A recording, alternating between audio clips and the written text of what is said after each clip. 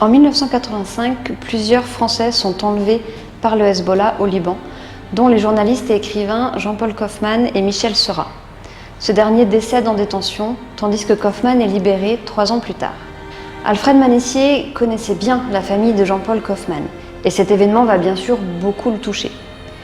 En plus de son soutien personnel et médiatique, il va réaliser en 1987 7 toiles en réaction à cet enfermement. Il dira à propos du tableau: « J'avais cette toile en moi depuis longtemps, que je n'osais pas peindre et qui est venue brusquement dans l'atelier en novembre.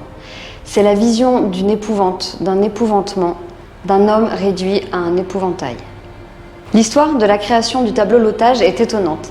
Quelques années auparavant, Alfred Manessier réalise plusieurs ébauches pour de grandes œuvres monumentales qui deviendront la série des favelas. Une de ses créations, aux tonalités rouges très marquées, ne lui plaît pas et il décide de détruire le tableau. Il en garde une petite partie où figure le symbole de la croix. Ce simple rectangle de toile, qu'il appellera plus tard « esquisse involontaire pour l'otage », l'inspirera pour cette toile très impressionnante de 2 mètres par 2 mètres 30. Il existe plusieurs analyses à cette œuvre. On retrouve bien sûr la croix au centre très imposante qui structure le tableau.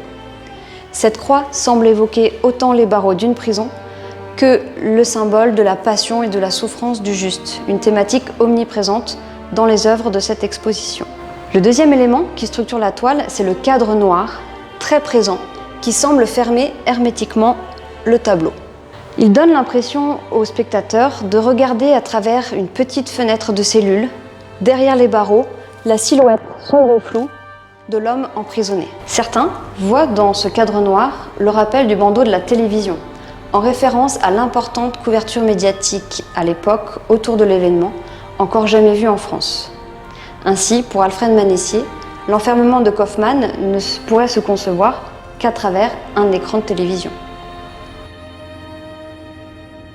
Le tableau, L'Otage, prend place dans cette salle où sont présentées d'autres œuvres autour du sujet de l'enfermement. En face, cette lithographie. Elle fait partie d'un ensemble réalisé par Alfred Manessier dans les années 1970 autour de la thématique de Pâques. Celle que vous voyez ici évoque l'emprisonnement du Christ. À la libération de Jean-Paul Kaufmann, en 1988, Alfred Manessier va peindre une autre toile, L'Hymne à la joie. À l'opposé de L'Otage, cette œuvre est toute en lignes courbes et en couleurs très vives et très joyeuses.